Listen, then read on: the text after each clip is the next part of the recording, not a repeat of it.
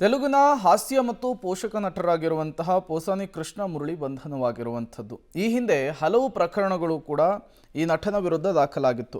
ಟಾಲಿವುಡ್ಡನ್ನು ಟೀಕಿಸಿದ್ದಾರೆ ಅಂಥೇಳಿ ಈ ಹಿಂದೆ ಅನ್ನಮಯ್ಯ ಜಿಲ್ಲೆಯ ಓಬುಲಾ ವಾರಿಪಲ್ಲಿಯಲ್ಲಿ ನಾನ್ ಬೇಲಬಲ್ ದೂರು ಕೂಡ ದಾಖಲಾಗಿತ್ತು.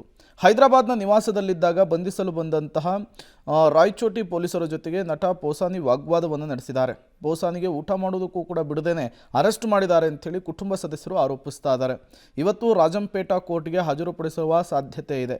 ಈ ಹಿಂದೆ ಹಾಲಿ ಆಂಧ್ರ ಪ್ರದೇಶದ ಸಿಎಂ ಚಂದ್ರಬಾಬು ನಾಯ್ಡು ಜೊತೆಗೆ ಉಪಮುಖ್ಯಮಂತ್ರಿ ಪವನ್ ಕಲ್ಯಾಣ್, ಸಚಿವರಾದ ನಾರಾ ಲೋಕೇಶ್ ವಿರುದ್ಧ ಅನುಚಿತ ಹೇಳಿಕೆಯನ್ನು ಕೊಟ್ಟಿದ್ದರು ಪೋಸಾನಿ ಕೃಷ್ಣ ಮುರಳಿ. ಅವರ ವಿರುದ್ಧ ಹಲವು ಸ್ಥಳಗಳಲ್ಲಿ ಪ್ರಕರಣ ಕೂಡ ದಾಖಲಾಗಿದ್ವು. ಕೆಲವು ಸ್ಥಳಗಳಲ್ಲಿ ಪೋಸಾನಿ ವಿರುದ್ಧ ನಾನ್ ಬೇಲೆಬಲ್ ಪ್ರಕರಣ ಕೂಡ ದಾಖಲಾಗಿತ್ತಂತೆ.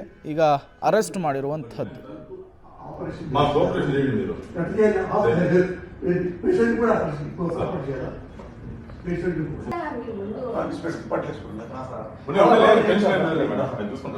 ఆయన టేక్ కేర్, ఆయన అన్ని విషయాలు మేము జాగ్రత్త చూసుకుంటాం.